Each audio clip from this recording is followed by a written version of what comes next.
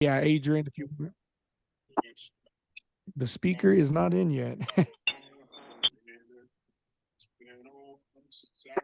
Hello, how's everybody doing? What's up, Ricardo, Iris?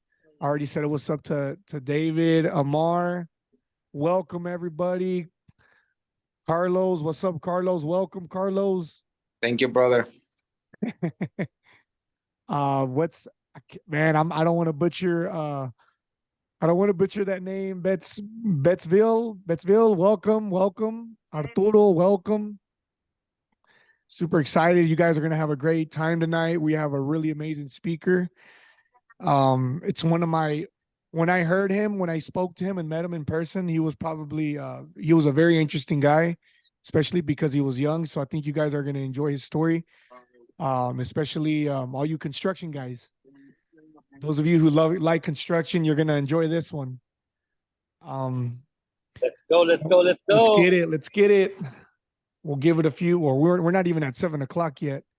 So we'll wait. We'll wait for we'll give it another 10 minutes or so before we get started. Let's get some music going, guys. Let me play some music. Can you hear now? Put some Dallas music, sir. No. Here, I'll put some music. How to dance or just to listen to the music? I'll put some good music on real quick. I got my little phone right here. I got my little phone. We'll do it old school. Can you hear that? Oh yeah. Yeah, there we go. Okay, we'll use the old school. We'll use a phone to the mic. Let's get it, guys. Let's get it. I'm excited. Where the vibes at? If you can turn your camera on, let's go. Yeah, we want to see those faces, though. We want to see some faces. I know David Lee's a really good-looking guy. He's just hiding behind that camera. We're excited to have everybody here. We'll give it about 10 minutes or so. Five minutes. 5 minutes. We'll let our speaker in. Hey, speaker. Kamani, you're good. You're all right. Stuff the face. There we go. Jocelyn's in the house. Adrian Salazar. There he is.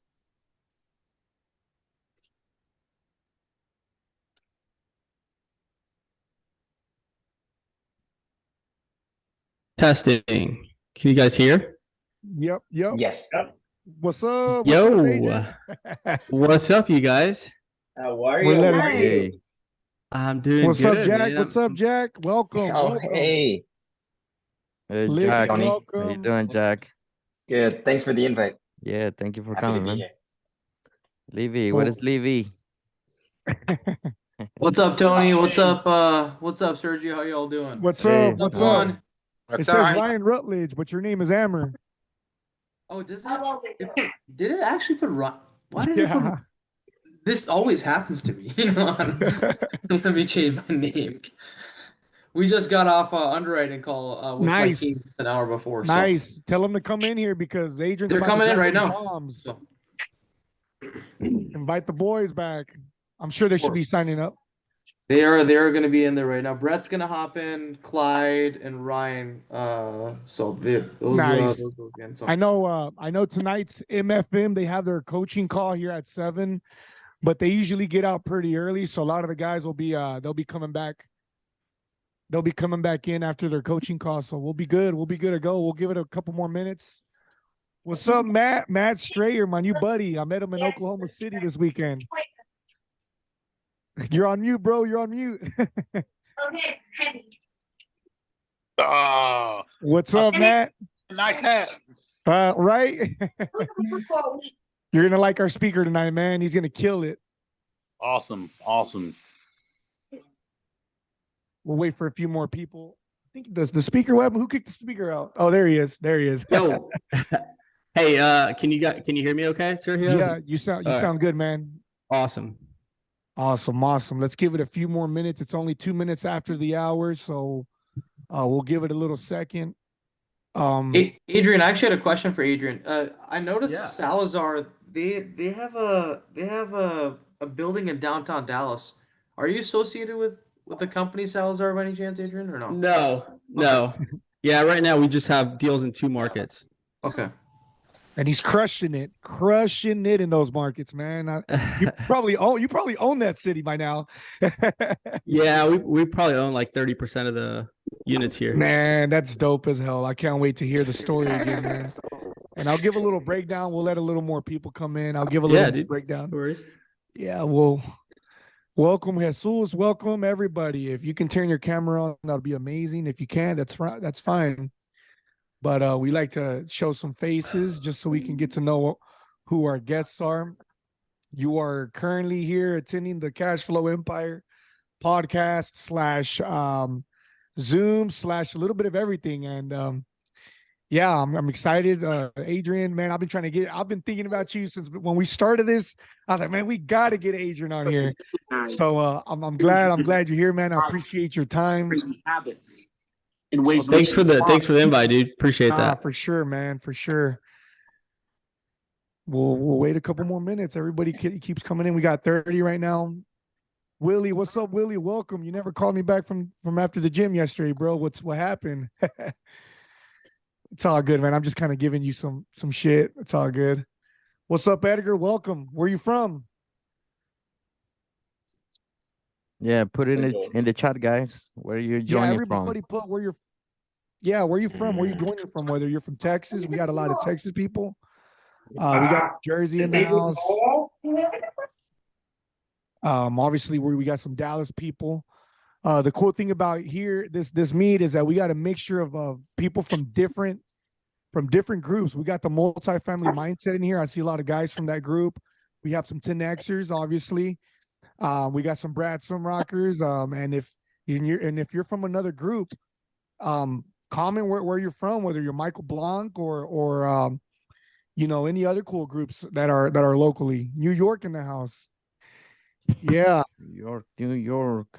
Cool. You're good, Willie. Don't worry about it, man. I'm just giving you a hard time on here.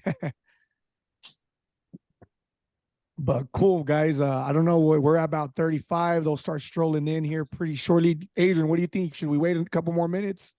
It's up to you, bro. Hey, man, this is your show tonight. This is your show. You want to wait a few more minutes for some people, or? Yeah, we can wait. Cool. All right. Minutes. Yeah. Yeah, man, this is your time. So, man, I know you were closing a deal last week. So yeah, it's I'm going through a couple closings now, so man, those can look be at pretty that, stressful. Yeah.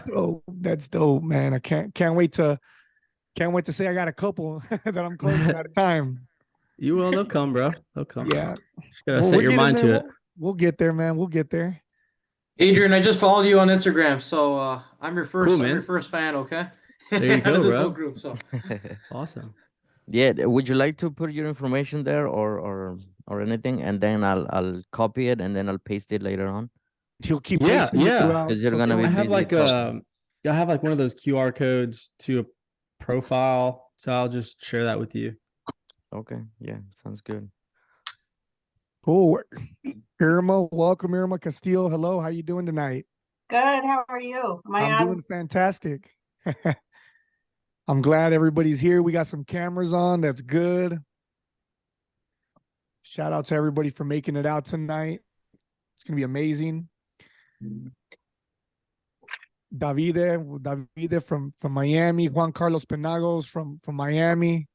So we got people from all over the US here tonight to join us, to listen to Adrian and get some gold nuggets. Let's do it. Awesome. Hey, did you already start recording? You did, right, Tony? Awesome. Yes. If you want, you can start. I'm gonna keep letting people come in. Awesome. I don't see Jonathan there. Is Jonathan? I don't see Jonathan yet. Jonathan's on a flight right now as we speak, so he will not make it. Oh, okay. Yeah. So, okay, guys. Well, we'll go ahead and get started. Guys, always remember that we're here to network. What's up, Keith? How you doing? So if you guys put your information in the chat, I know Matt's already got a hold of it. Matt Strayer. Hey man, what's up? Sorry. Let's network. Let's stay connected. This is an open platform for everybody to stay connected. So yeah, let's go ahead and get started. Adrian, Cool. welcome once again, brother, man. I appreciate you coming out here. I know you're a very busy man, and just if you want to just kind of let everybody know who Adrian is, man, like where you from, how old you are, and you know, how'd you get into multifamily? Yeah. So thanks for having me, bro, again. So a little bit about myself. I grew up in a town called McAllen down south. It's a border town, 20, 30 minutes from Mexico. Grew up here, born and raised, average income family, average, kid in school, but I had above average dreams, right? Like a lot of us do. And I got introduced to the idea of direct selling when I was about 16, 17 years old in a direct selling company, multi-level marketing. And that's basically where I would say my entrepreneurial journey became alive. I got introduced to a company where they would sell health and wellness products, and we would grow teams, an organization, and build a company, right? So, I got introduced to this company, and I got introduced to the idea of personal development. So that's really where that, paradigm shift happened for me, is when I started reading the books, Think and Grow Rich. I started listening to Jim Rohn. I started listening to Tony Robbins, Bob Proctor, all these famous legends who have, had massive success before. So I started really studying these people in this company. And, I was really young. I found a vision in that, organization, and I took action. But I got introduced to that company probably 2 years before I actually decided to join. And I watched everyone be successful in that organization until I was fed up of seeing other people, make money, and I decided to join. And I joined, made real good money, got introduced to amazing people. But overnight, that company went out of business. And I started looking at different options. I found an ad on Facebook, a Robert Kiyosaki Rich Dad Poor Dad ad.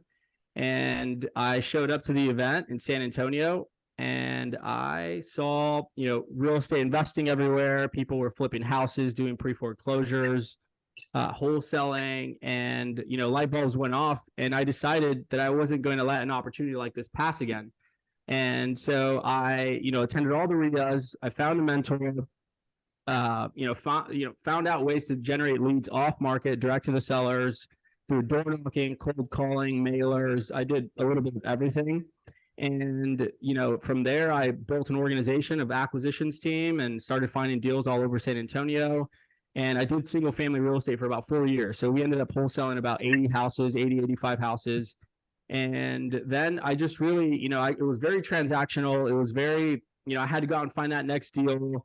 There wasn't passive income. There wasn't, an ability to build your net worth. There was no ability to build, truly massive wealth. And so I found multifamily. I attended an event in Dallas, and I saw, light bulbs went off on how you could reposition apartments and do value add deals, raise money from investors. You don't even need to, sign on the loan. I just found so many ways to be successful in multifamily, and I took action. I pulled a list, started marketing, and fast forward now we have, 1,000 units, but it's been a struggle. It's been a challenge. It's been, a grind, but it's well worth it. And I've been in the business for about 10 years now. So, Wow. Yeah, that's kind of a little bit about my background. Yeah. So one of the how I met Adrian, I met him at a Brad. Well, it was AIMNICON, if I'm not mistaken, AIMNICON for Brad Sumrock, in Dallas, Texas. And we're sitting at a table. I'm sitting at a table with them eating lunch. We're going in a circle, like, who are you? What's your name? Where are you from? And as I get to know Adrian, one of the things where I felt like I related too much or a lot with him, because he got he didn't mention it right now, but I'm going to tell you, he has a degree in construction management, which is, I have my degree in construction management. And then we kind of just I'm like, holy crap, where'd you go to school? And we just kind of just started talking about that. We hit it off really fast. And I just kind of felt that connection with him. And then he just kind of started telling me, yeah, man, I got my own property management company and all that. I was like, wait, what? Like, how did you even go about doing that? Because a lot of people, I know a lot of regional property managers. I know project managers. I'm sorry, keep thinking construction property managers. That's their dream. They want to start a property management company, kind of like you, and do the asset management on top of that. So can you explain a little bit on how is it that you started your property management company? Yeah. So I basically started it through frustration. I was marketing for deals, looking for off-market opportunities, got some leads. I actually ended up wholesaling a few apartment complexes before I bought my first one, just to get the feel of things, just to get the ball rolling, what kind of questions to ask. It's a little bit of a different process than single family. And so, I really just started getting involved. I wholesaled some deals. And then we found a 16 unit off market, and we could have wholesaled it, made a couple $100,000, but we decided I'm done with wholesaling. Like I'm done. I'm out with this transaction based real estate. I wanted to actually buy and hold, and so raised the money, bought the 16 unit, and none of the banks were letting us manage it on our own because of experience. So we had to hire a third party property management company to help us with the 16 unit. And I caught myself very involved. I was, picking up the pace. I was leasing units. I was hiring contractors. I was basically doing, all the property management work just because I was excited and, I was there. And then we bought another deal. We had about 50 units and then 80 units. And then that's really where, the property management company that we hired couldn't handle it. I caught myself doing a lot of their work and picking up the pace again. And it's a little bit different, when you hire a third party management company, they're not as vested in the deal as you are. I personally put my own money. I had some of my, family and friends sign on loans. So, I took it to heart, the success of the deal. So, I was very involved, and we ended up firing them, hired another company, fired them. And then we brought it in-house just through frustration. And, I had no property management experience at the time. I had a little bit of real estate experience, but, everything was new to me, but I was willing to take action and figure it out, and I had, again, friends and family's money in the deal. So, I approached it a little bit differently. I took it to heart, and it was just basically through frustration. And we have now an amazing team. We have about 20 people on the team, and, across 12 different apartment complexes. And it's been a challenge. We've been learning, but, you take action, you figure it out along the way. So it came out really through frustration. That's amazing, Adrian. I love that story. Yeah. By the way, I'm part of the Sergio's team, and we're working together right now to find some deals. And I think everybody related here in this group, because we go through the same struggle, So that's an amazing story. My actual question is, right now, you have 27 years old. There is a lot of young people right here. What the first suggestion that you want to tell them? Yeah, I mean, you got to ask yourself, what do you truly want, and what are you willing to sacrifice in order to get there? And I think, when I was starting off, being young, I had either, partying or, friends going out or, just so many distractions that I had to sacrifice in order to, learn this business, because this is a very serious business. There's people, multi-million dollars of real estate, of people, especially in apartments. I mean, there's super high net worth people that, you have to be serious before you choose to be in this business. So I would really get serious and double down on, what you truly want. But then again, I would, start getting into personal development. In the beginning, when I truly believe all my success has come through the way I think and the way that I'm attracting everything into my life. But it's been in the beginning, when I got introduced to personal development, I really didn't know. It was confusing. It was, I wasn't motivated to learn more about the books until, I picked the books back up later. I started studying them and applying them and started seeing the success. And that's really when I, got obsessed with it. And then sure enough, I got introduced to people, circumstances, events, and, places that I ended up getting attracted to through my personal development that helped me get to where I wanted to go. So I would really, start looking into personal development if you guys aren't already, and take action. I pulled a list of houses in the beginning. I pulled a list of houses and I just started going to them, calling, figuring it out. A lot of people try to, do all the analytical stuff and try to underwrite the deal and try to, know everything about, the particular strategy. And really, I think, Brad Summerall has a saying of ready, fire, aim. So get ready, fire, and then aim later.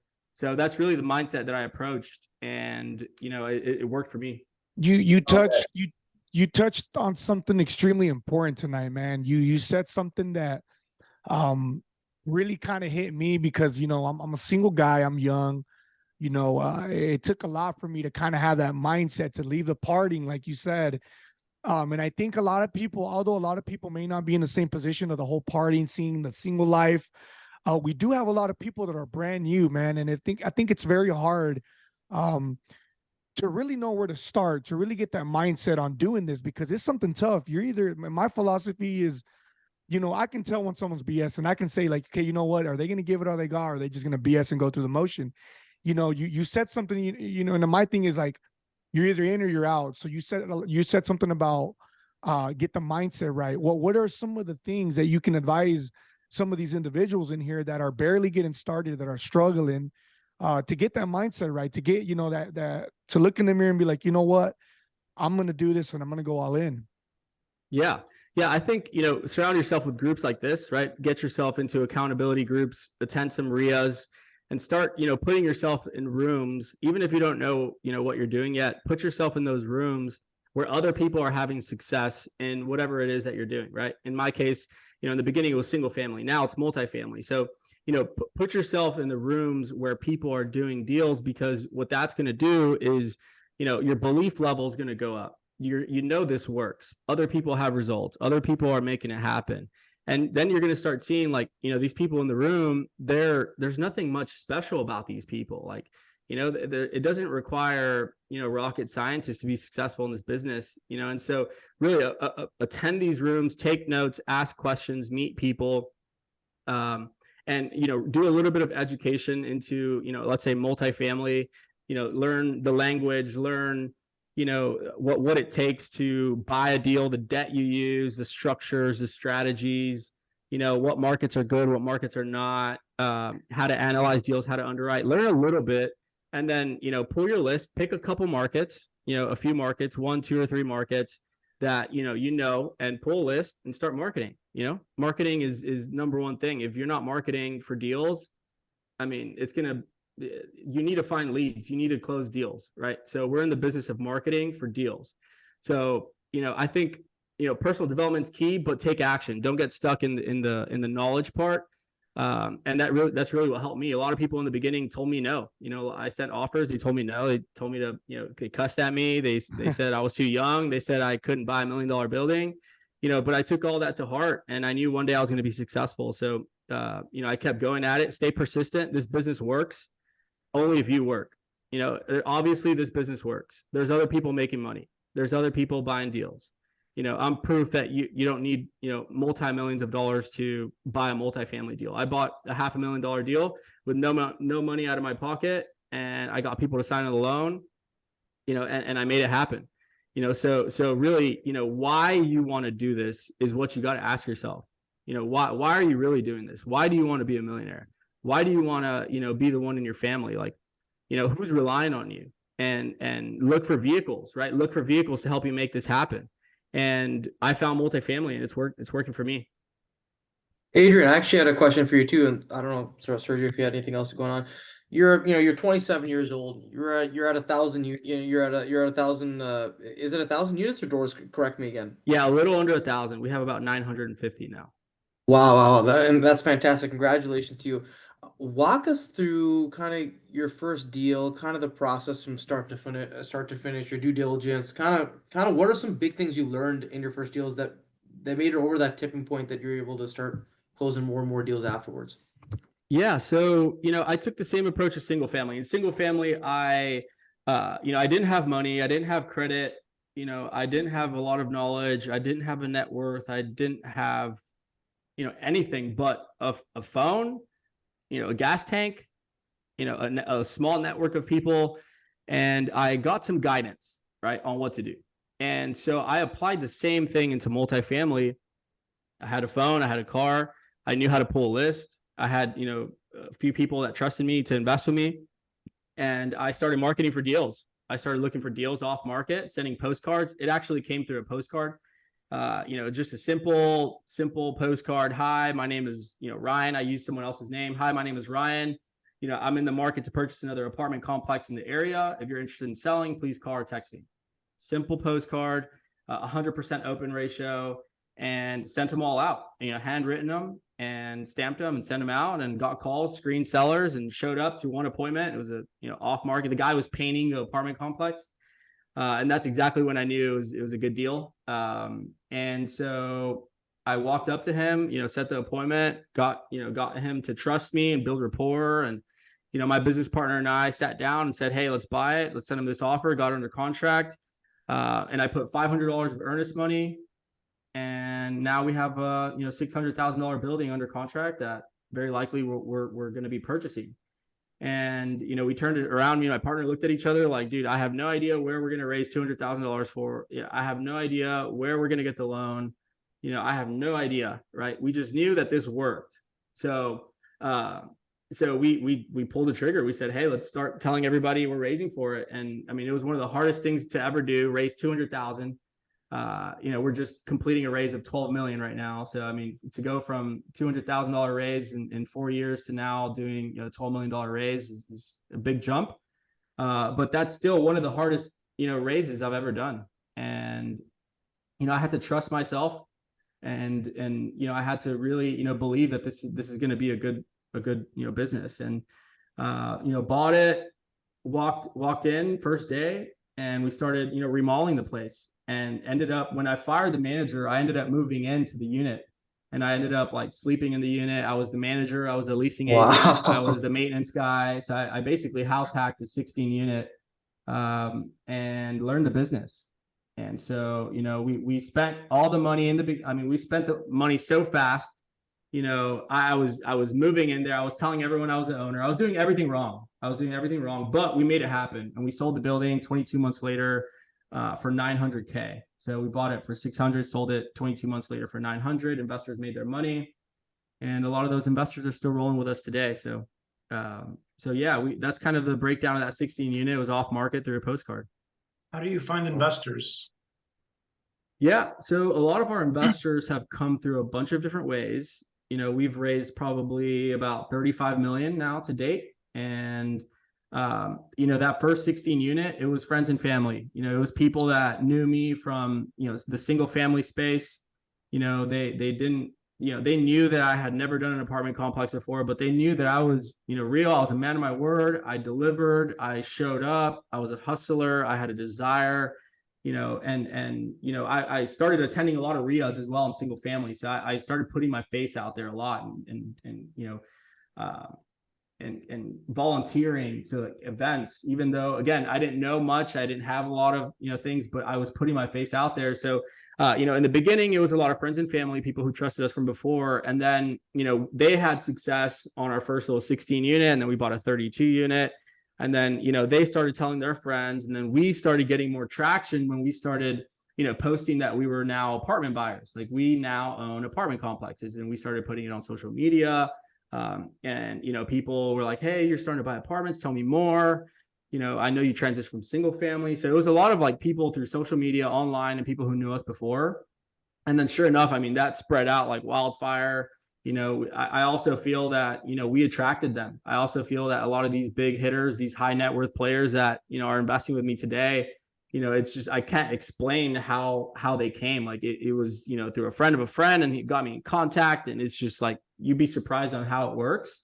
But if I were to give some tips on money raising, is I would, go out on social media and post that you're buying apartments, post that, you're in real estate, post what you're doing, even if it's not your deal, like even if you're walking at someone else's deal, like post about it. And really start getting the language right. And what I would do in the beginning too is I would print an offering memorandum of somebody else, and then I would present this OM to people that I knew that I wanted to make them my investors. And then I would tell them, hey man, this is the types of deals that I'm going to be buying. This is more or less the markets we're going to be in. This is the type of deal. This is how the structure is going to be, 70-30 split, preferred returns, all the language. And, we're going to remodel the building, and, it's going to sell in 5 years. And the plan is to make double the money, right? So, I would leverage somebody else's OM and then share it with my guys and say, when I come across one of these, I'm going to call you.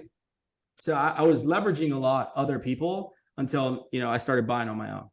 but they've come from all different angles. People who want to save money on taxes, people who just want security, people who are high net worth and don't know what to do with their money, to people who are just wiring me their last amount of IRA money.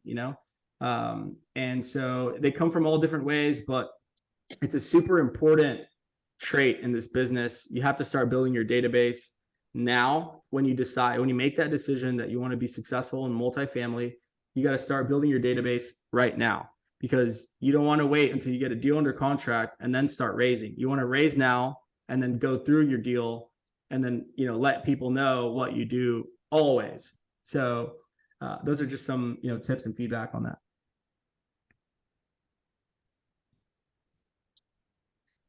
Hey, Adrian. I'm 19. I'm trying to move out of my parents' house quite soon. I was thinking of house hacking into like a duplex, triplex, or a quadplex, but I heard you kind of essentially house hacked into a 16 unit. What was your experience like with that? And would you say, was it easier to do that or more of a traditional way into a smaller unit size? Yeah. So when I made the decision to go into multifamily, I started wholesaling. I was wholesaling the apartment complexes because, again, I was kind of in your position where I didn't know, how to do multifamily, and I just knew how to generate leads. So I got it under contract. I wholesaled the deal. That was my first few deals. So I would definitely suggest to, find a deal and partner with someone who can buy it from you. That way you can just learn that process. And so, I mean, after that, the 16 unit came up, and we talked to lenders. We got someone else. We got two other people to sign on the loan, and we raised the money for it. It's really just the process. But I think you'll figure all that out once you make the decision to be successful in this business. I would really focus at your age right now on lead generation, on generating leads, because that's what's going to be crucial. People are looking for deals always. And if you find a good deal, people will fund it. Nice. So guys, Adrian's here. That was a good question, Ryan. Adrian's here to give as much value as possible to everybody. Do not hesitate to raise your hand and ask a question in the chat, or raise your hand and let's get you up on stage like we've been doing. Just like I said, he's here to bring as much value and to everybody. So just an FYI, this isn't just a me and a him show. This is everybody.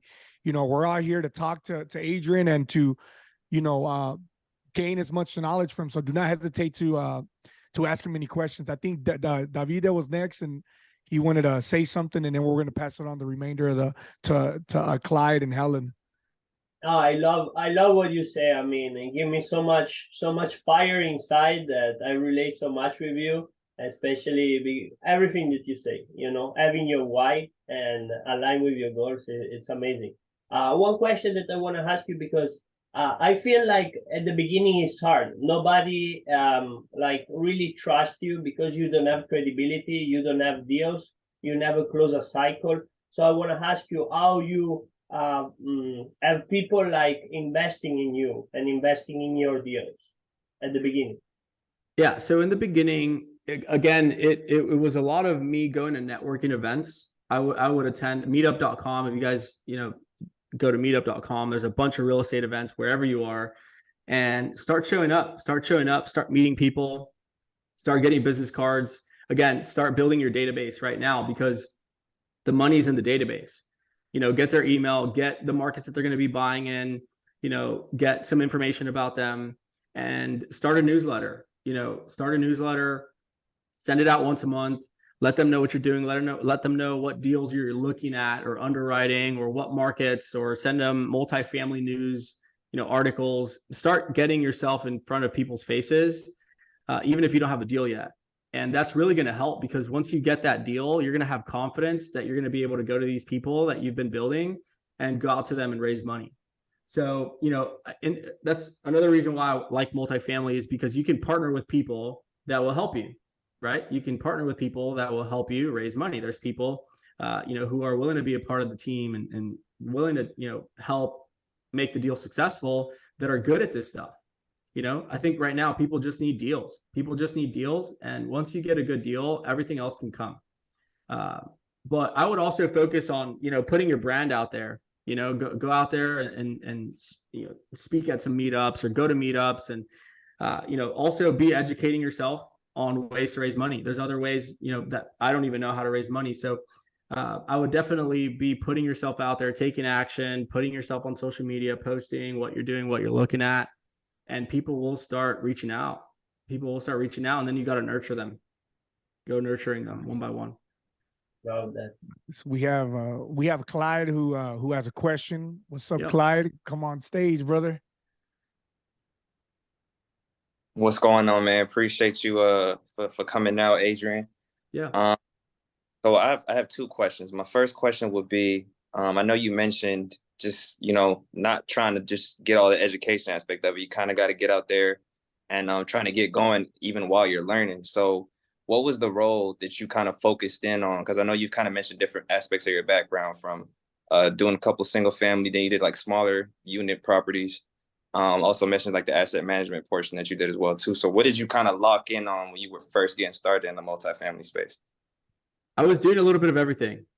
Yeah, I was doing a little bit of everything. There wasn't not one thing. It's because, I really have a philosophy of, just take one step at a time, and then you'll start figuring it out. But a little bit of education. I was making a lot of cold calls. To, owners, and I was listening to Michael Blanc's podcasts. I started reading some multifamily books. And I started being able to speak the language. It's practice. You have to go through the numbers. My first few deals, my first few leads, I mean, they were nothing. I remember it took me, a lot of calls to get my first couple deals.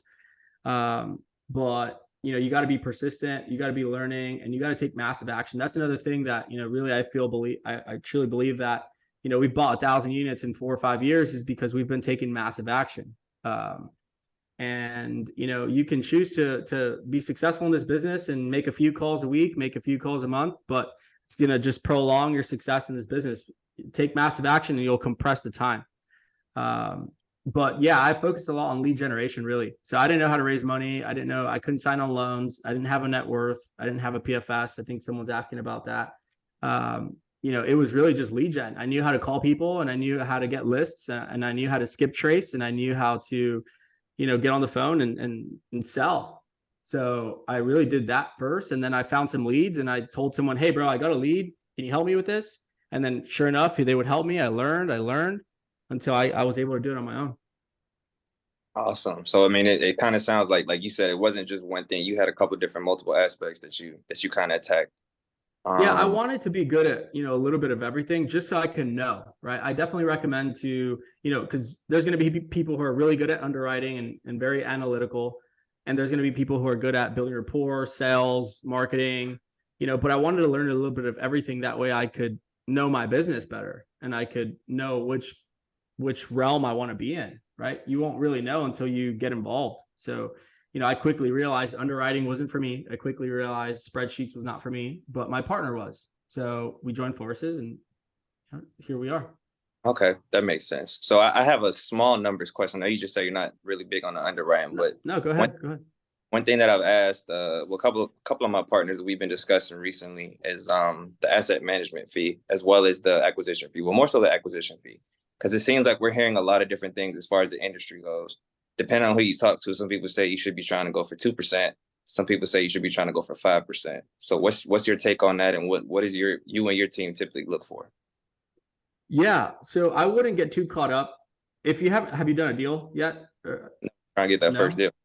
Yeah, so I wouldn't get too caught up, especially if this is your first deal that you're going to buy. I wouldn't get too caught up in the acquisition fee. For me, I was not interested in how much I was going to make up front. I was not interested in any amount up front. I wanted to get the experience and go through the motion. So, honestly, if I had to go again, I would do a deal for no acquisition fee, if you ask me. But typical, we do about 2 to 3% of the purchase price. So, you can do the math on these bigger deals. You're looking a couple $100,000. That's some really good advice that you said there. I think that a lot of people do get caught up in that. And I think I mean, we all do. Who doesn't? You know, everybody wants to make money. Everybody wants to get paid, you know, but I'm a firm believer that you do gotta, you know, you gotta crawl before you walk. And, you know, you gotta kind of, if it takes for kind of, Grant Cardone said this quote, you know, and I'm not gonna say it exactly how he said it, but you know, he says, get in the room, even if you're serving water, you know, but the point is to get in the room. It doesn't matter what you're doing, but get your ass in the room, whether you're serving waters and you're listening, whether you're the one letting people in to, you know, opening the door for people to get in. The point is to get in the room by all means necessary. It doesn't matter, you know, what is it that you're doing, whether you're one of the attendees or you're, like I said, you're serving water or opening the door for people to get in there, you know? So, I know our first deal that we got in, the opportunity, the one that opened up me, Tony, and Jonathan's doors was, shoot, the acquisition was extremely low. You know, we damn near made little to nothing, but guess what? That deal alone, we learned so much. You know, we're sitting at that table, we're you know, going to these asset management meetings. We're learning so much that we would have never learned ever if we would have never took that hit, which is not making any money. But sometimes, you know, it's worth it. It's well worth it, because after that deal alone, boom, they all started flying in. They all just started flying in.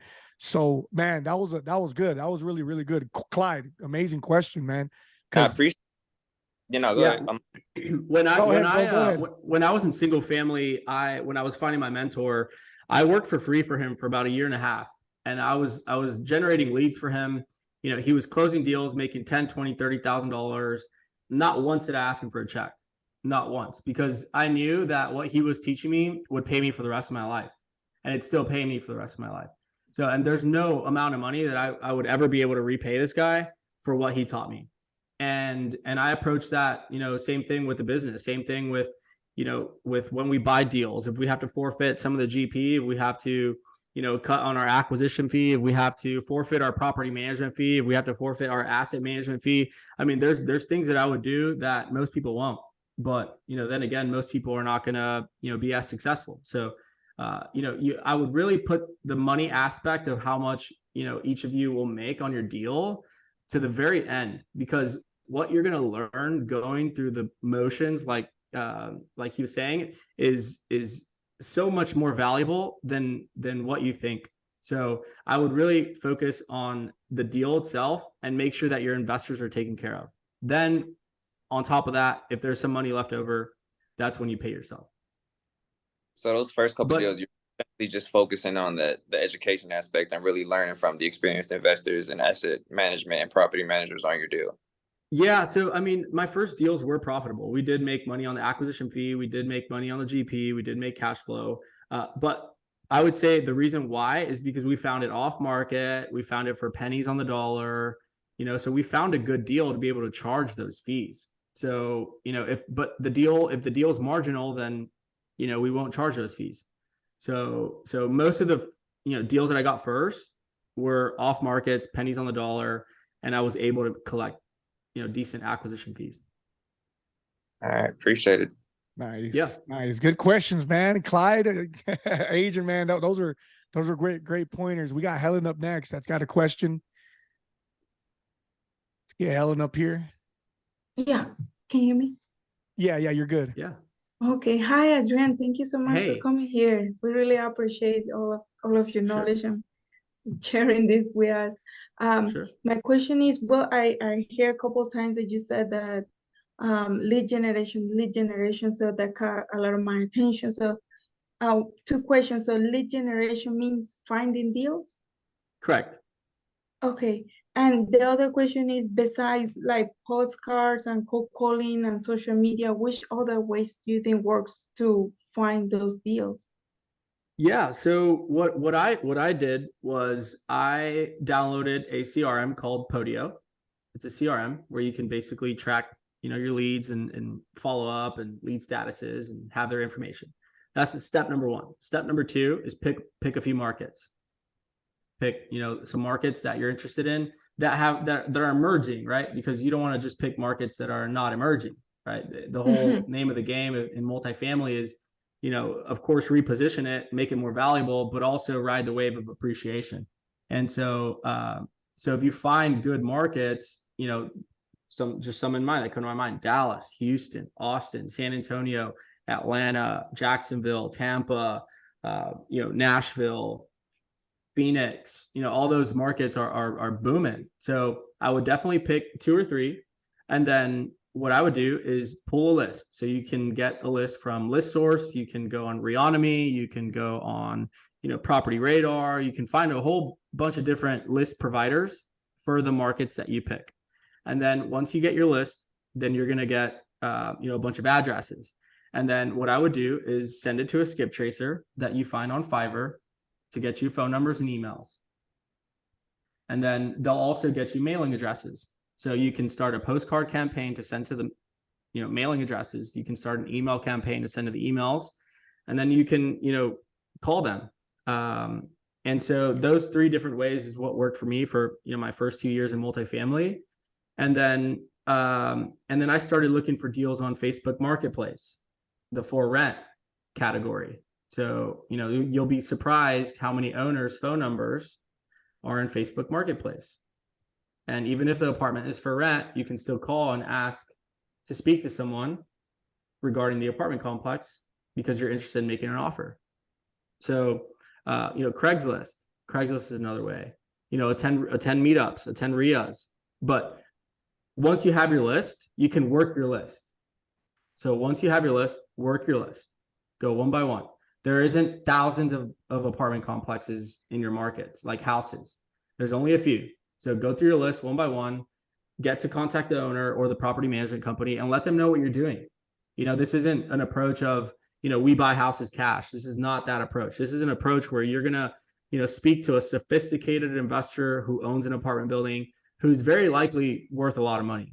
So you got to know the language, right? You got to know the language. This is where the podcasting comes in. This is where the books come in. This is where the practice comes in.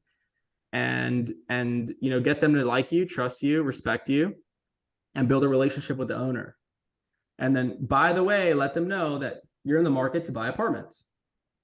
It's a little bit of a different approach, less aggressive, because the owner of the buildings are typically very sophisticated.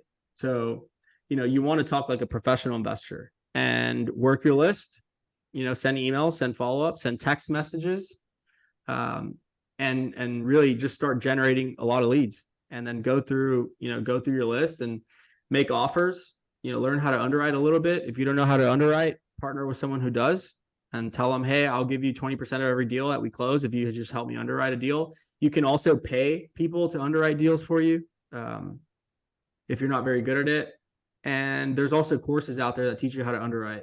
Michael Blanc has an underwriting model that you can buy, and a course, and get a little bit familiar with it, and then send offers. If you're not sending offers, there's no way you're going to get a deal. So send some offers. Again, at a higher cap rate. You want to not be offering retail price for deals. Right now is also a good time to not get retail for deals. Sellers are definitely cooling down. So, make sure you're making an offer that works for you, and then partner with someone on it if you don't know, or take it on with I would definitely highly recommend to have a partner, at least like someone that you can, run with, because it definitely helps. And then just make offers and believe in yourself. So that's really kind of the approach that I would take. That's amazing. Wow. Thank you so much. Yes, thank you. I wrote everything you said. I was just taking notes. Thank you so much. Those were bombs. So if the people they just started, that's the way to go. Market yourself and find those leads. There are everywhere, no? Correct, Adrian? Correct. That's great. That's great. So we have somebody here in the chat. I think it's Jocelyn Morales, that she has, as a property management become less profitable with rising costs. What do you think, Adrian? So you don't necessarily, our property management, company necessarily is not profitable. It's a break-even company. Anything that comes in goes out to our employees and our virtual assistants and our team members. So it's not really a profit house.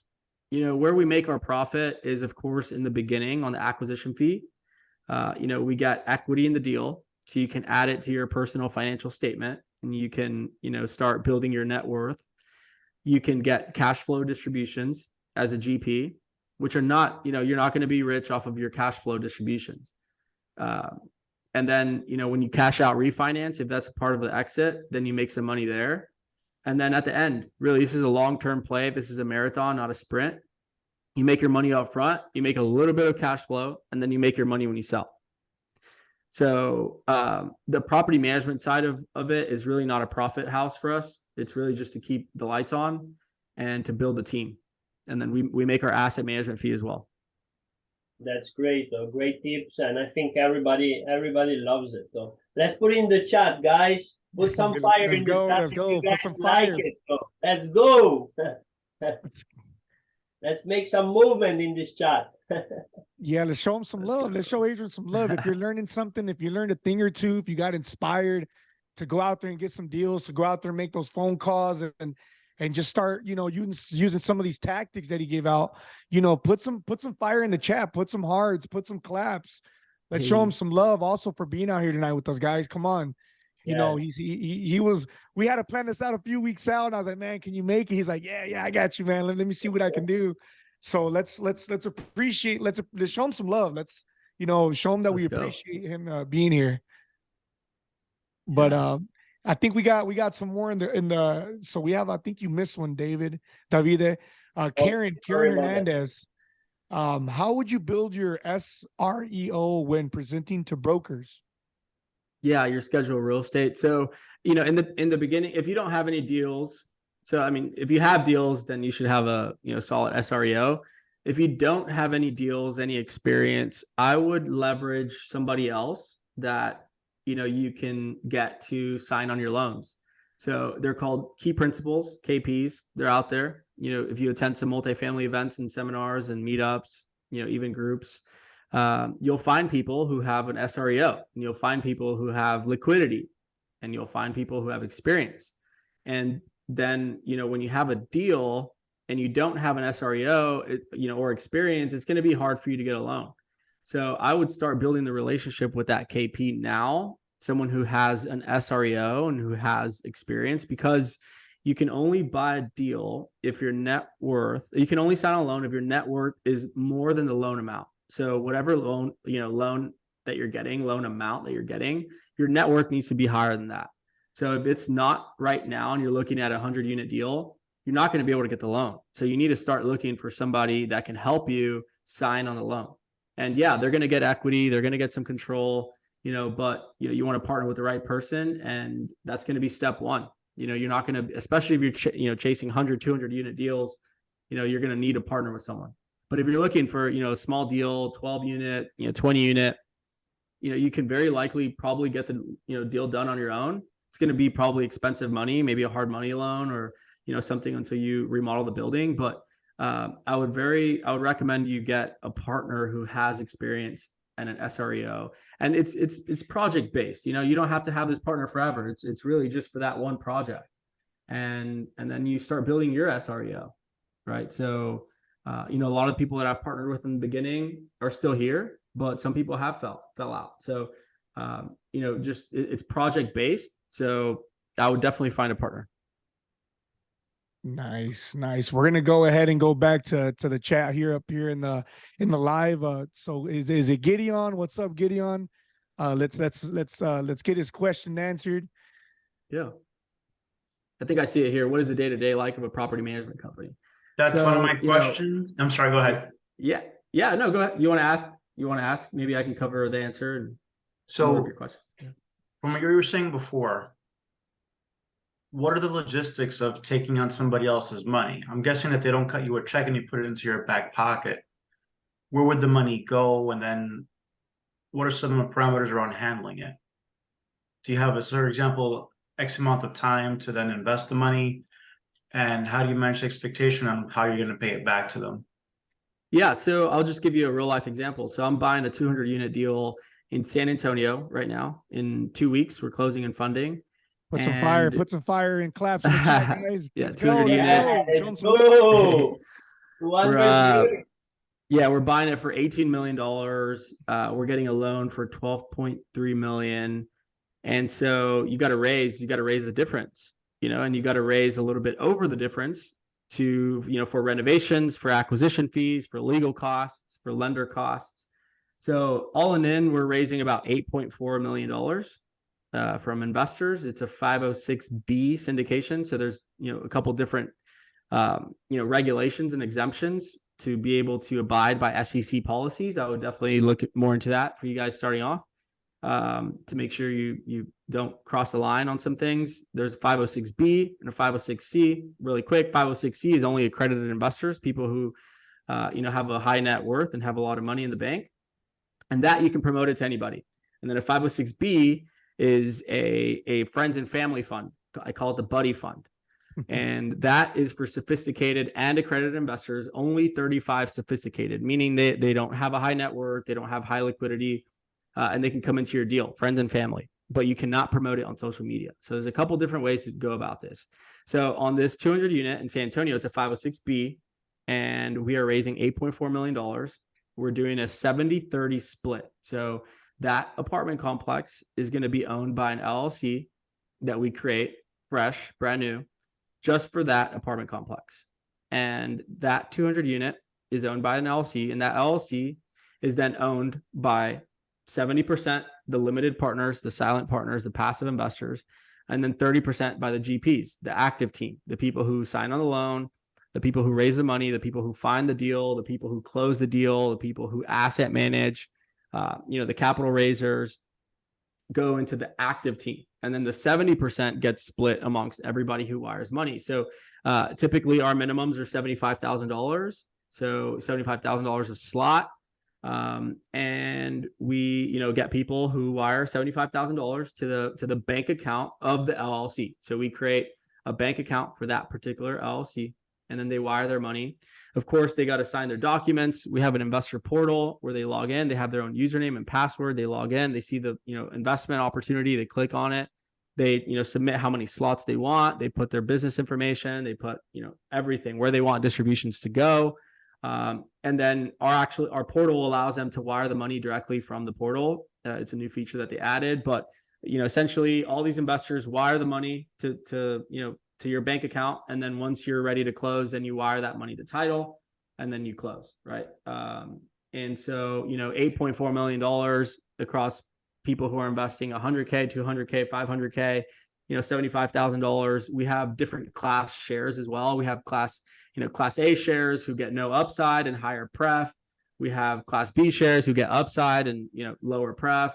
So there's a couple different ways to structure the capital stack on these deals, but I think the bigger you get, the a little bit more complicated it is. But ideally, it's 70-30 split ownership of the apartment building, or 20-80 or 25-75.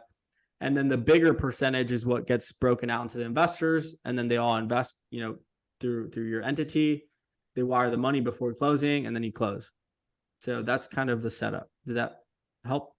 Yes, very much. Thank you. Awesome. Nice. And what's the day-to-day like of the property management business? Yeah, so it's been good. We have a regional manager now. She's great. She's killing it. We have amazing property managers who help us every day, go above and beyond for us. We have an amazing culture, community that we built. So I think right now it's under control. Prior, when we're repositioning these buildings and when we're kicking people out and remodeling, I know it's a lot more of a headache. It's a lot more effort. It's a lot more energy. But now that we're stable, it's a little bit less on the day-to-day.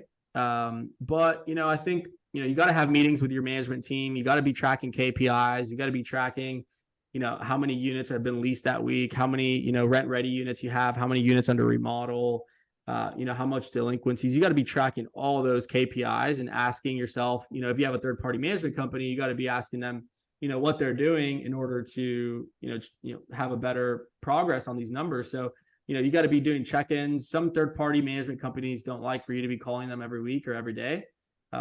And so, we have it in-house. So me and my partner can check on the reports. We can click on, the weekly reports and see them and see the progress. But yeah, it's a lot of management, people management. It's a lot of risk management.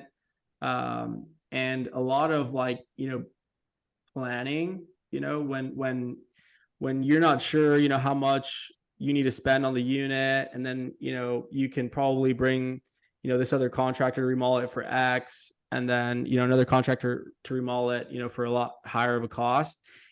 Should you go with the least remodel, like the, light reno, or should you go with a medium reno, or should you go with an aggressive reno, depending on demand and supply in the market? So there's a lot of like, things that you got to be involved in.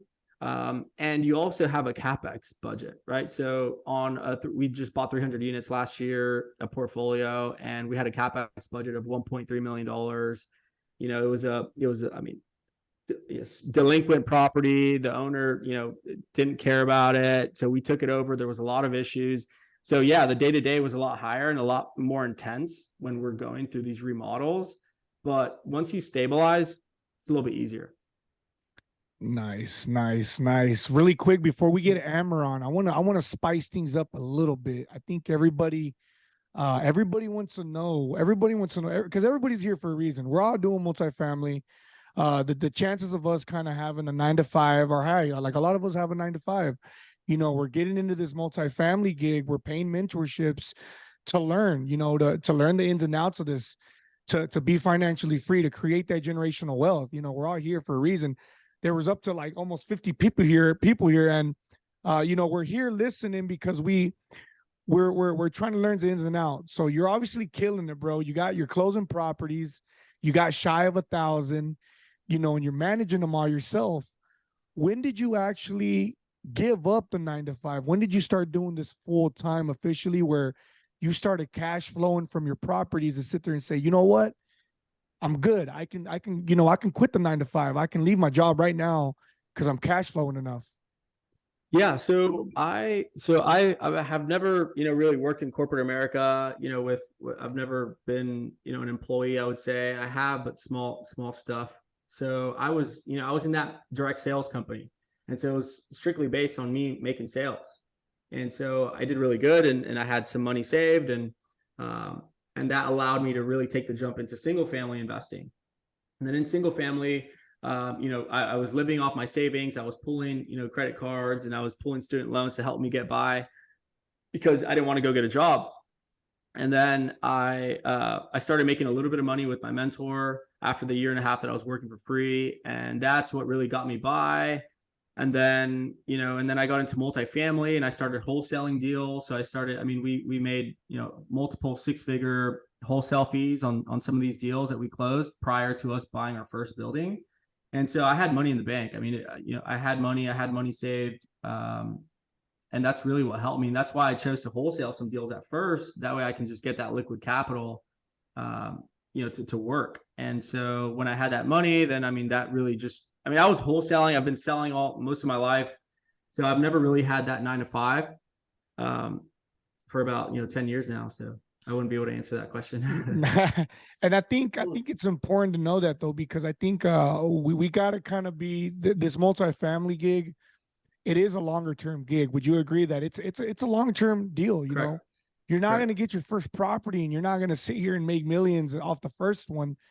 And say, you know what, I'm done. I can quit my corporate America job or whatever it is.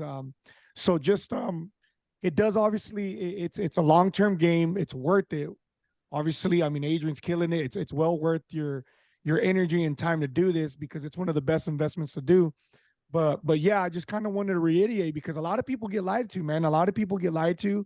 They think it's a quick, it's a get rich fast scheme, and it's really not, but it's well worth it. Would you agree? Yeah, man. Yeah. You can make money on acquisition fees, up front. You can make, a couple $1,000, 20, 30, 40,000, depending on the deal size. You can wholesale the deal, make money. You can, yeah, I would, if you have a good job and it's making money, I would definitely not take the leap until you're fully ready, until you find a way to supplement that income that comes in, because you don't want to quit and then be stressed out. You don't want to be a stressed out investor. Like you're not going to be productive. You're going to be desperate. So, I would make the jump whenever you're ready for it. I still believe that even with a full-time job, you can be successful after 5 o'clock. You can start banging out phone calls. You can send some mailers. You can hire someone to do it for you. You can, I mean, there's a bunch of different ways for you to, spend time on multifamily, even if you have a job right now. And also, if you're looking to buy, let's say, a smaller deal, a 12 unit, 20 unit, 30 unit, and you have a full-time job and you're making money, it's going to be easier for you to get a loan if you have consistent income. It was very hard for me to get a loan because I was self-employed. So, if you have a job, use it to your advantage, use it to your advantage, and they're going to require a couple of years of financials. So if you have a consistent job that's paying you, don't leave yet until you get that, get enough money to saved up to at least live for 6 months. I would save up a fund to live for 6 months and take action and grind. Nice, man. Thank you so much for that. We're hitting that hour. Obviously, are you looking good on time? We still got some questions. Yeah, go for it. Cool. Amber, let's go. Amber the hammer. Appreciate it. Adrian, you dropped some massive bombs there and great insight. I actually come a little bit before I get into my question. I actually come from the SFR division as well, just like you, but working for corporate America as an investment analyst for, essentially a big landlord, where we focus on acquisitions, asset management, then leasing out, but on the SFR. So I have some underwriting experience. With that being said, so my business partners that asked you a couple questions on, you're both Clyde and Ryan, and we have Brett on here, and then I have one more, Kaipo, who is he's on vacation this week. But long story short, me and my business partners, we're doing these calls every single night, basically, like Monday through Friday.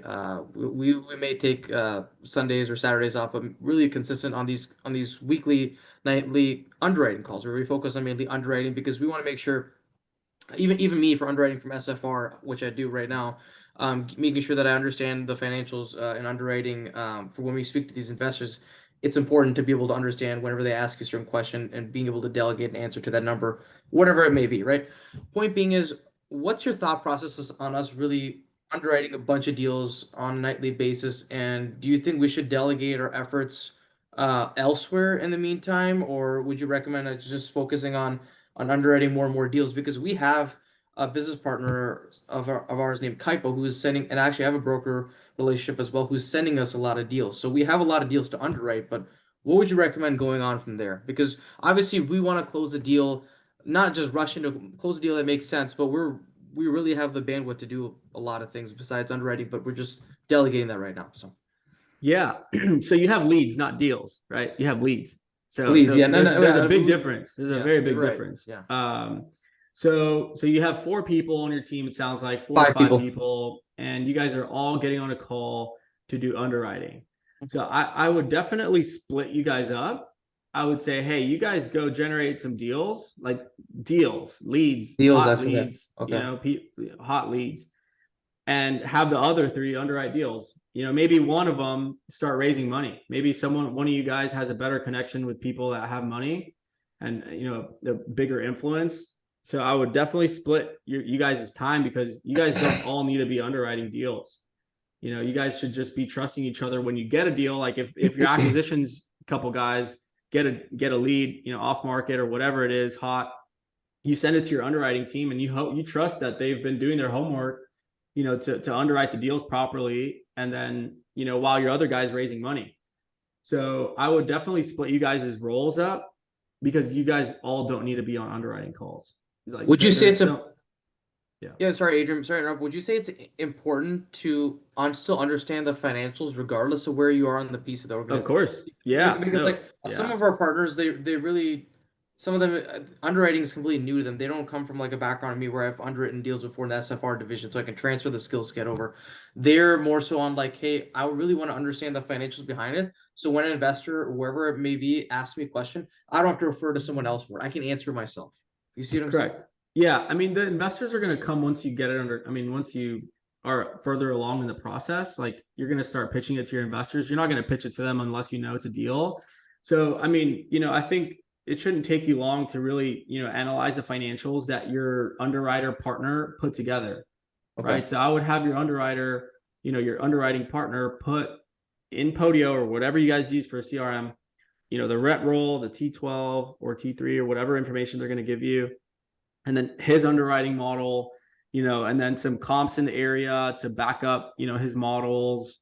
And then, once it's ready, all prepped up, you come back in and you take a look, and you should just be glancing. You should just be glancing through the numbers.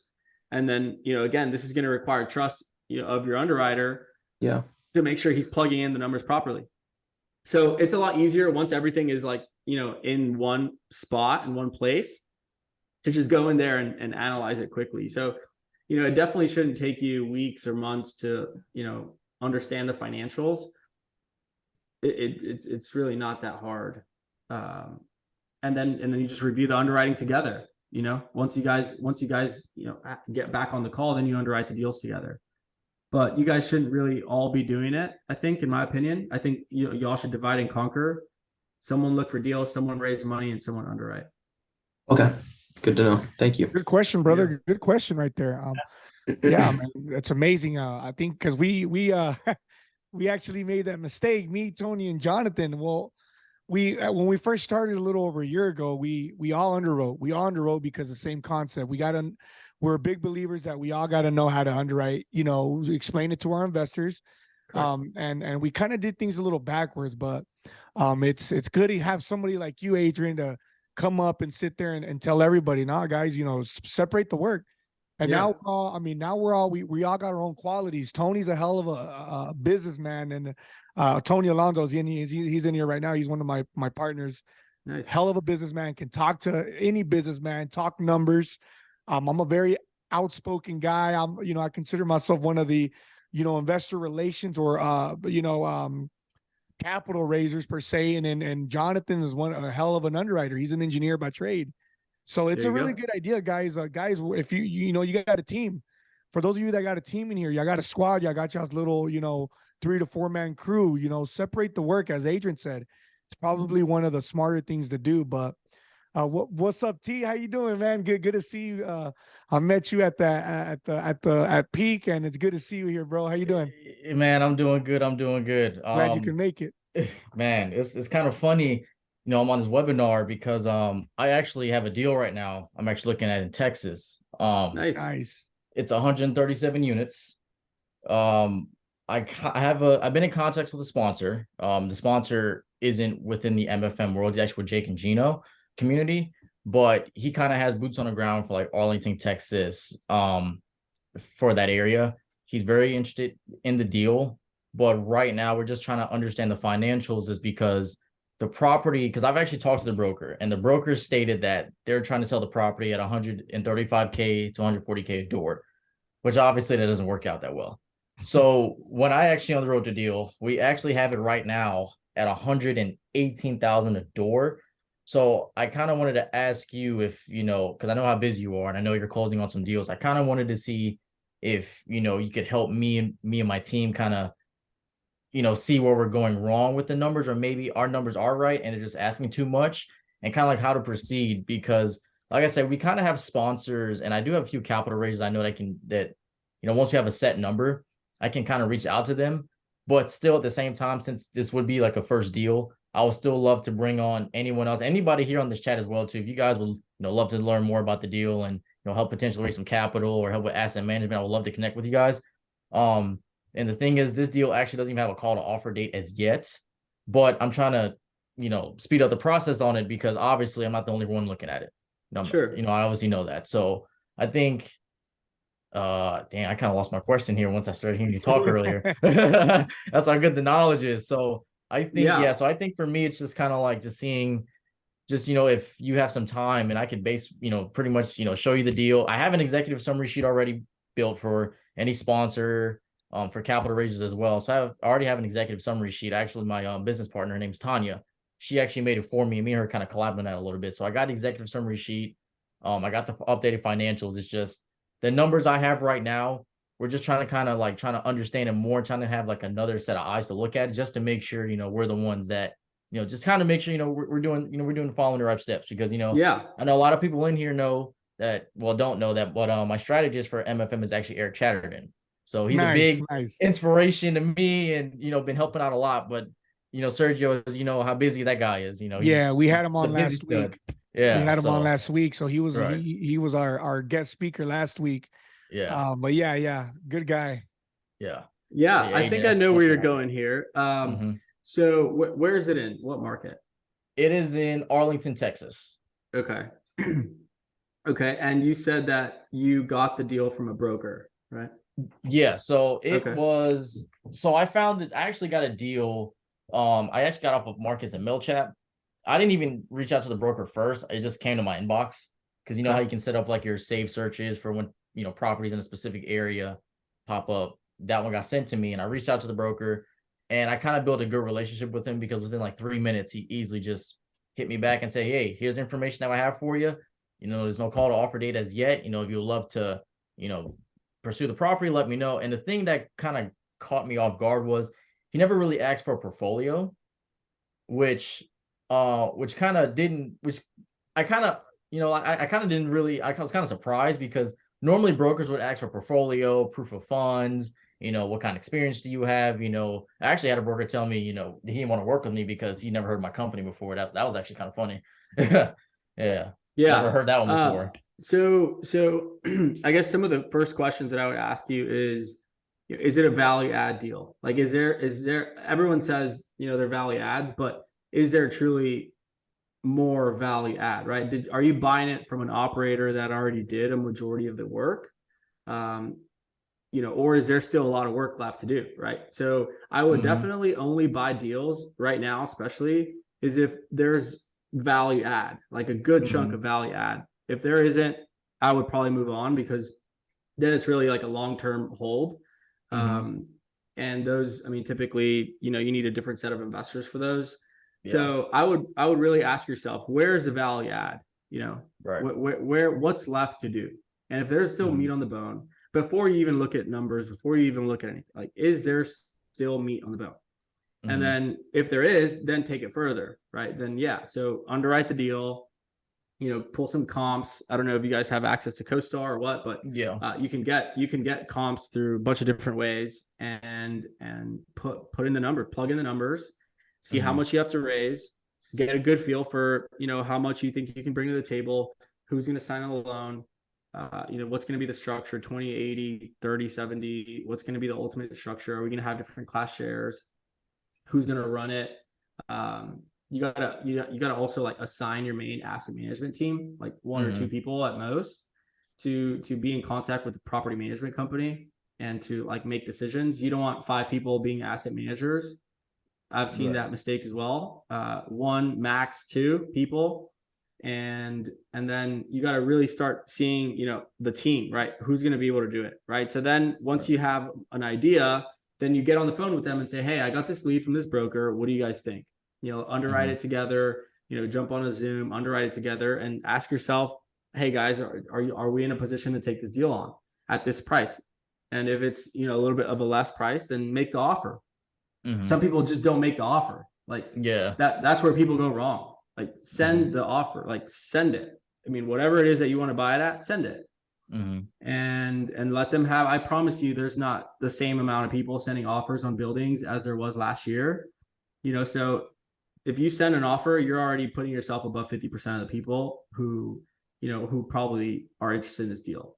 So, and if it doesn't work at their number, I would not get aggressive right now, especially in this economy, like how it's going right now and interest rates and everything. I would definitely not get aggressive on deals. Make sure they work, and whatever number works for you, just send it to them and see what they say.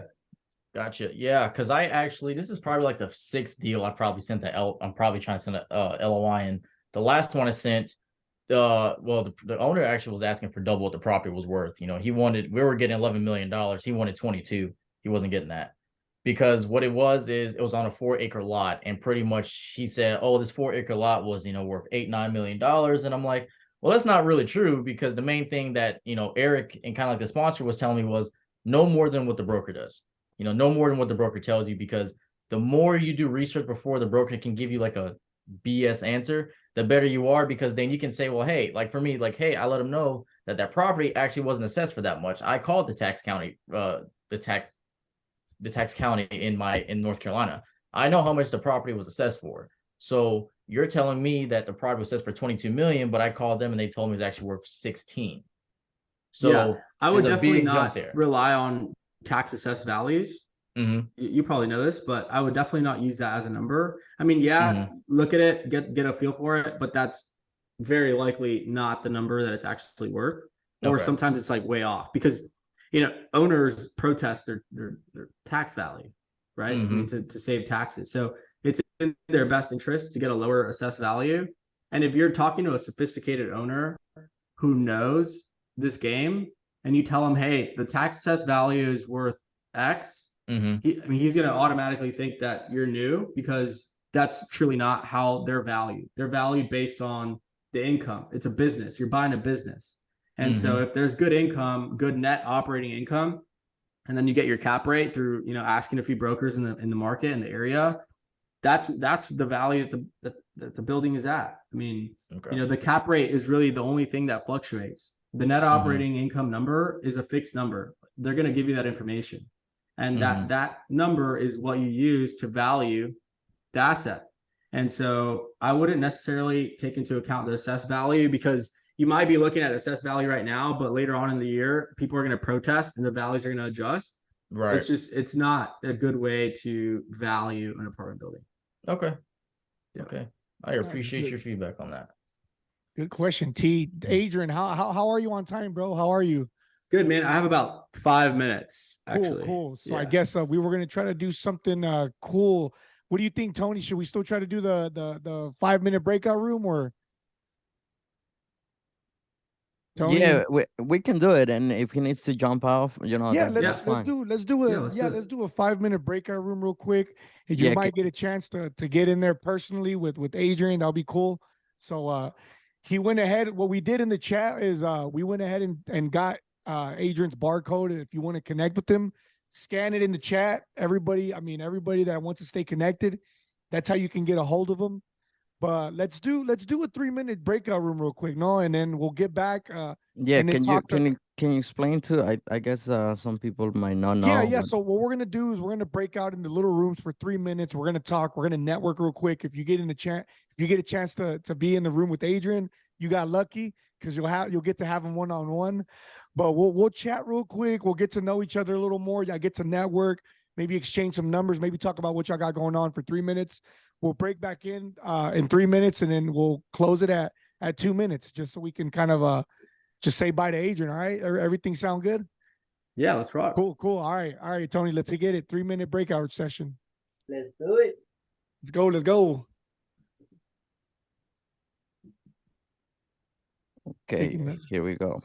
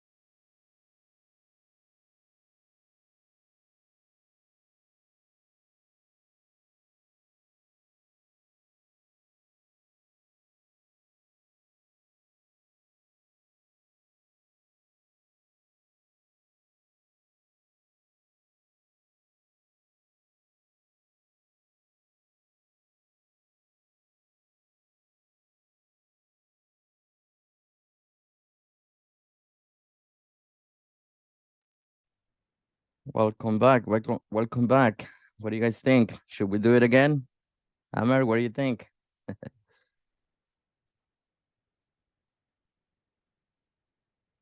Yeah, I think we should definitely do it again, man. It was very helpful. Picking at Adrian's brain and whatnot, and now that my team and I are underwriting quite a bit of deals, just want to make sure that we're delegating our tasks and efforts in the right way and right processes and whatnot. So, that's why I had like 3 of my business partners join this call, because I knew that this would be good to ask them these questions, and now we kind of have a better understanding. Let's unmute Adrian. Right. Can we unmute Adrian, please? Yes, yes. Well, wow, guys, that was amazing. I know Adrian's got to he's got to bounce, but man, if we want to thank you so much, Adrian. Thank you so much, bro. I know you're a very busy person, bro. Like I said, it took a little bit. It took a little bit to me. It took a while to me to schedule this, and I've been wanting to get him on the call since the day I met him. So can we unmute Adrian, Tony? Yes, I'm looking for him right now. I got it. So yeah, once again, guys, thank you everybody for coming. Adrian, before you leave, is there any advice you want to give everybody, man, before we head out? Anything valuable you want to give us? Yeah, I mean, I think taking action is the key to a lot of things. I think, if you really want to be successful and you want to, be fast at this and get results quick, you got to take action. You have to go out there, meet new people, shake new hands, make some calls, build your profile, build your brand, make your website, make your cards, start attending events, start reading books, start listening to podcasts, but more importantly, start, looking for deals, or looking for, money, or looking for, a KP or something. Like, start actually moving in a direction, right? And get educated, put yourself in the right rooms, and think much bigger, much sooner. If there's one piece of advice, I would definitely say think much bigger, much sooner. If I knew what I know now, I would have probably stopped single family a long time ago, and I probably wouldn't have bought a 16 unit at first. I probably would have bought a bigger deal, and I would have built my database a lot sooner. So think much bigger, much sooner, and take action. Those are some of my top 2. Well, you guys heard it from the man himself, Adrian. Thank you once again. Let's give him some more love in the chat real quick. Let's put some fire, some claps. Adrian, man, thank you so much. And man, we'll talk to you soon. Man, everybody, thanks. we're gonna stay on for a little longer. Adrian's barcode is in the chat, so you can stay connected with him. Don't forget to scan. And yeah, man, Adrian, we'll talk to you soon, brother. Thank you so much. Thanks for the invite. Peace, everybody. Yeah, we'll see you later. Yep. Once again, everybody, thank you so much, man. I hope you guys enjoyed it. Man, it was cool. What we try to do is we try to bring everybody together every Tuesday to bring as much value, man, because me, Tony, the way we started, me, Tony, and Jonathan's not with us today or tonight, but we struggled so much, guys. We didn't have any guidance. We didn't have these kind of chats. Well, we did, but it was just a lot tougher at the time. So here we are meeting a lot of people who are new to the industry, and just we're trying to provide as much value to you guys. For those of y'all that are in Dallas, Texas, we host a Dallas meetup every month. So if you guys want to join, we'll send you an invite if y'all are local, or if y'all aren't local, y'all want to fly in. I know Marcos is flying in next month from Idaho. We've had Picasso and Davide flying from Miami, Florida, just to come hang out with us and to keep creating that network. Ryan Rutledge and Shane Rutledge are always there every month. Helen drove in from Austin, Texas this past meet. So that's what we try to do, guys. I really do appreciate y'all coming out and listening and just bringing, just showing a lot of love and learning, because we're trying to, like I said, we're trying to build this community. So thank you once again, guys. I hope you had fun, and we'll see you guys next week. Thank you, everyone. Awesome. Music. We'll Thank see you, you guys Sergio. later. See you Not guys. a problem. Thank you. Good to see you, Shane. See ya. Thanks to my co-host Davide. Did See y'all good. next We did week. good. Shout out to Domingo. What's up, Domingo? I knew I recognized that face and that name. Roseanne, thank you so much for joining. Excellent. Matt, thank you, Jack. I appreciate all you guys. Irma, Yeah. thank you so much. Appreciate you, Sergio. Thank you, I'm Tony, gonna for holler the at you, invite. Sergio. Yeah, of course. Have a Thank good you night. for coming, Sergio. guys. See you guys. You guys have a good night. More and more and more. Let's go. We'll see y'all next week. Bye-bye. Thank you. Bye. See y'all later. About next Bye, week, guys. how do we get the links for each week? Because I Yeah, don't want to yeah. keep bothering Tony for the link. So Tony, it is the same link. It's the exact same link you registered for. Okay. If you want to save it on your notes, it'll be the exact same one. You can And we'll write something. we'll send an email, a reminder. We'll send an with the email. link. You'll So check once out we your emails. so because we logged in on this Zoom with that email, you guys just send the link every week. Yes. Yeah. And Okay, we'll send you cool. the link again. Cool. Thank you. Yeah. Thank Awesome, you, Jack. guys. Thank you, guys. Keith, I See. appreciate you tuning in. Davide, you're the man. Hey, Tammy, how you doing? Thank you for tuning in. Put the music on. Oh, put the music on. I Let's thought she was go. gonna say something. I was like, oh, okay, I'm gonna turn it down. I met You know- Tommy in the breaking room. I think she's muted. I think we have her muted. That's why she wasn't saying nothing. Do the Brad Slimrock, Marcos. I can't. Oh my truck, bro. It don't matter. Go ahead.